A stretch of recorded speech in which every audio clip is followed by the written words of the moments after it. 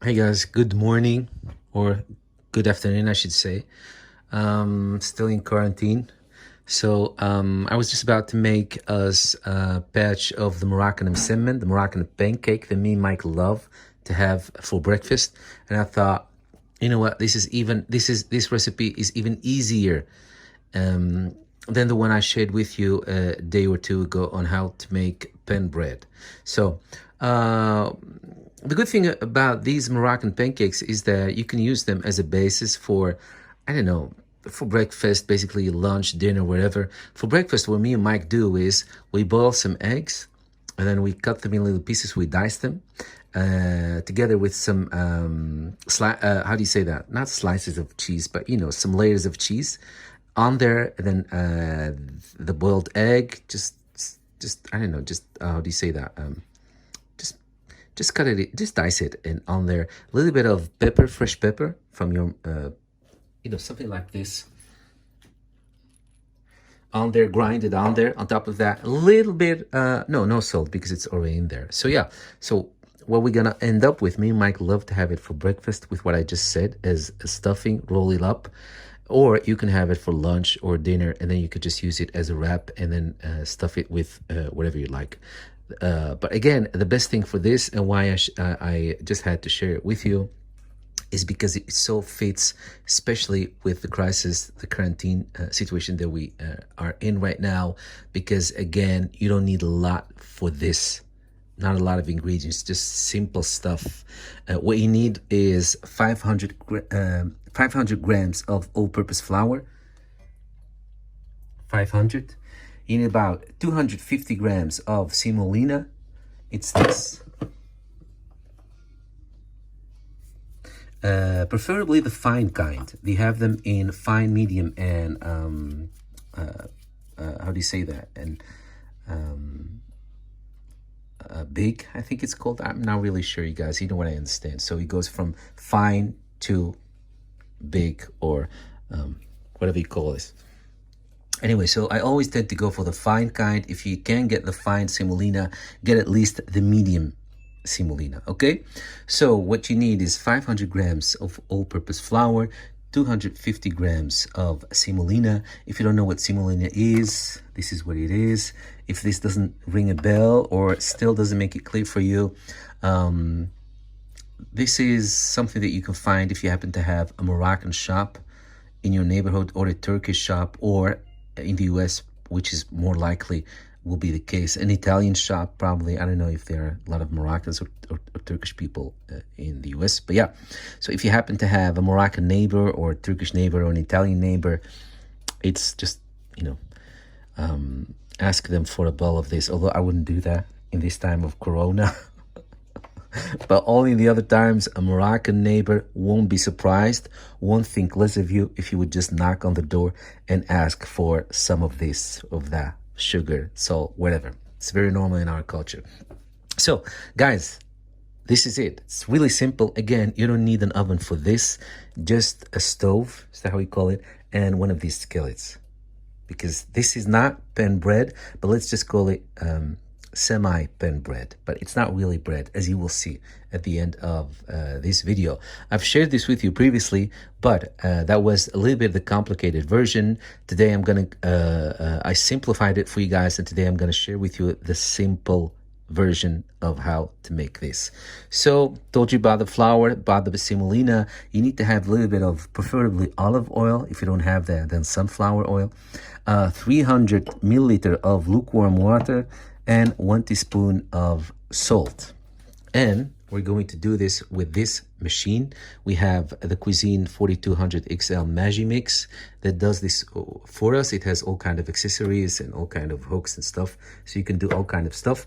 If you don't have to have this, and you're in a situation where you cannot use like your kitchen machine for whatever reason, just know that you can do this with your hand. You need to do the kneading with your hand, but make sure that you knead the dough for at least 40 minutes. If you don't have the strength for whatever reason, then just knead it a little bit and then put it in a bag, close the bag like really airtight, and then let it sit and rise for at least 2 hours. because that's what the rising does. It makes the dough soft and poofy and you know, and soft to work with. So that's what the rising procedure does. If you want to shorten that time, then you'll need to do the kneading yourself. So it's either one or the other. In this case, I'm going to use the machine, which shortens the time by a lot.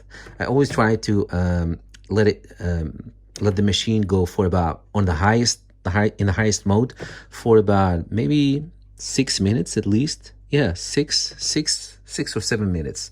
And if it's overheat and it stops, just give it some time and then turn it on again. But yeah, definitely about 5, 6 or 7 minutes. So this is the Magimix. As always, I told you guys, don't put everything in there. Don't listen to the Magimix official instruction on how to make dough.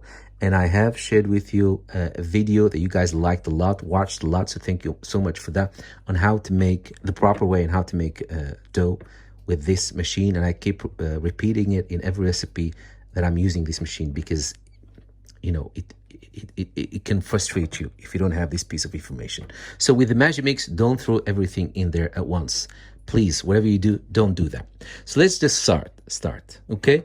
I always start with mixing the dry ingredients, which means I'm gonna mix the flour, the semolina, and the salt, and I'm not gonna add water, not yet. So that's what I'm gonna do. There you have it, the 3 layers. I feel like I'm an archaeologist studying the soil. So this happened during the dinosaur era, kids. Okay, enough chit chat. So yeah, so the 3 layers, the flour, the semolina, and the salt. So now we're going to mix them.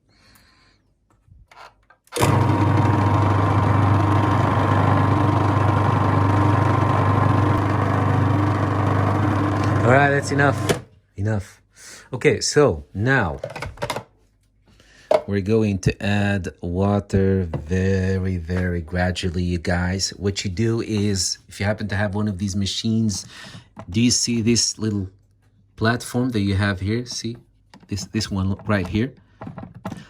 This flat surface. What I do is I do gradually water. I let it how do you say that? Run over this bit, and then kind of drizzle little by little. And that's how I do it until I finish all of the 300 milliliter of water, because that's the only way to do it. And don't do it at once. Don't just keep pouring, even though you're drizzling. A little bit, stop, a little bit, stop, a little bit, stop, until you see the dough coming together. You need to have that little centerpiece. It needs to be clear around it. So that's what you need to have. So little by little until the dough starts to shape and come together. And then from that point, let it go for the 5 minutes, 5 or 6 minutes. So let's do that.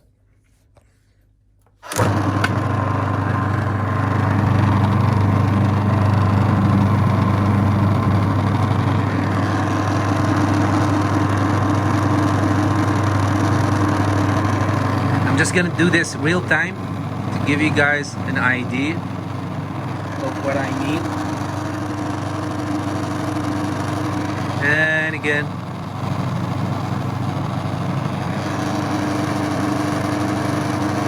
that's the way to do it, little by little, until you've finished all this water, 300 milliliter. All right, so there's the dough. And I need to do this before I touch the oil, because otherwise my hands will be greasy. So grease your hands a little bit, both hands, and then take the dough out. Make sure that the kitchen counter is greased a little bit too. A little bit of flour maybe, or semolina, or just a little bit of oil is sufficient. But with recipes like this, when whatever you're making is touching directly any kind of surface, make sure that you disinfect that. So we use this Dettol that we have here, Dettol spray, we love it. But make sure that you disinfect whatever you're working on, especially in these times, but this is just the regular procedure we always do. So I'm gonna grease my hands with a little bit of olive oil or whatever oil you have, well, preferably olive oil or sunflower. Take the dough and then knead it a little bit, and then make little balls of 140 grams. 140 grams, little balls of 140 grams. Just weigh that and make sure that they're all 140, all right? How many grams? 140 grams. Wow. I know. Okay, so this is how we want your dough to feel. See? So soft. You can just put your hands in there and it just stays, but at the same time, it's soft and nice. So, make little balls of 140 grams and just put them, roll them up like this, put them somewhere, and then we'll coming back to it in a minute. But first I need to weight this. All right, this is it for now. Thank you, Mike. Okay, so guys, Mom told me that because she watches our videos too, and she said the way I've been teaching you to make those balls of dough is not the correct way. She says when you take some of the main ball of dough, you do this, you know, it comes out like this because, yeah. And then you take it like this in your hand, in your palm, just slam it on there, and then bring everything from the outside to the inside while circulating the ball of dough until you get this. Okay, so this is this, like a jellyfish. Bring it all together, tap it like this. There you have it. That's the perfect ball. That's how to make them. So now Mom is happy too. Don't show them these because these I did the easy way. But just make sure that too late. Yeah. Yeah. Okay, that was it. All right. So I'm gonna finish this and then come back to you on how to fold the dough, because there is this little trick that we do for this Moroccan pancake, and that's it. Actually, maybe I can show it to you right now because Mike is busy. So now that he's here, let's take advantage of that. So what you do is you take the ball, okay? Make sure that you grease your hand enough, like this. Take the ball of dough, stretch it out as thin as you can. Just make sure that it's stretched out really as thin as you can. When you think, maybe I shouldn't go further, go a little bit further. Like this, when you almost see, when it's almost see-through. C3PO. C3PO, that's what I was gonna say. You almost see the kitchen counter shine through the dough. That's it. See, like this, it's huge, but Wow. it's what it is. Then, But there's hole in it. yeah, it doesn't matter. It will correct itself. It's an auto-correct pancake. So you take this part, make sure that you grease it. Take the other part, grease that one too. I think you get it by now. Grease it and then grease the top. Make it in a nice square like this. That's it. Okay. For now, this is it. I'm gonna finish making these and then come back to you on how to bake them, to actually bake them. That was it. So guys, this is what you want. You want it to be like some sort of a hot pocket. See, I always touch everything Poofy. with my hand. It's really poofy, yeah. So make sure that before you start doing this, because I just wanted to share with you the last one, make sure that you preheat your skillet like really good. And then you just take the square that we just made, grease your hands, start patting in the middle. Otherwise, because we created layers, otherwise the layers is gonna go in all direction. And then just gently spread it out, not too much. This one doesn't have to be paper thin like the first step that we made. So just something like this. And then when you pick them up, don't how do you say that? Don't let it take too much time before you put them in skillet, because otherwise they're gonna, how do you say that, Mike? Going to be a shape of a t-shirt. Like Mom says, I don't want t-shirt, I want pancakes. So just throw them in there before they become t-shirts and get sleeves. And then the top is getting these. Yeah, see, it's already getting this neck shape. Neckline. So this is it, you guys. This is the Moroccan pancake. As you can see, you can like I said, have it with cheese and eggs and just roll everything in there with a little bit of pepper, or you can just use them for lunch or dinner and then do, I don't know, meat stuffing or all kinds of stuff or whatever you like. And in these kind of times when you want to be a little bit cautious with how much you eat, how much of your stock you use up, these, me and Mike, usually when we have one for breakfast, we're usually full throughout the first half of the day. So that's also something to consider. They really stuff you and fill you.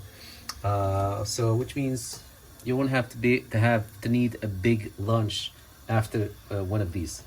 So that's it, you guys. Just go make your own. Don't do what I do. Use something to flip them with, but I always use my hands because I grew up around my grandma making these and she always used her hands. So I think it's just something that stuck on me. But just be cautious and use some sort of a fork or a wooden spoon or anything. This is it. This was it. Go make your own, and I hope you enjoyed them. If you do, please let us know. And stay safe out there, you guys. We love you from me and Mike. Big hug. And thank you for watching. Say bye, Mike. Bye, who's? Bye, Mike. Bye, David. Bye, David. Bye. Guys, one last thing I forgot to tell you is you can freeze these. You can put them in the freezer and just have them you can freeze them up to 2-3 weeks, 2 or 3 weeks tops. I mean, no longer than that. Just 2 or 3 weeks. And when you take them out the night before you want to use them. Although sometimes we forget and we take them out just when we're about to use them. Let them defrost a little bit, and then put them in the skillet on low fire with the lid on till they completely are defrost, and then take the lid off, and then warm them up until you have them the way you like them, because they're not really good when they're too crispy. So just be a little bit careful with that. But that was it. Last bit I wanted to share with you. All right, guys.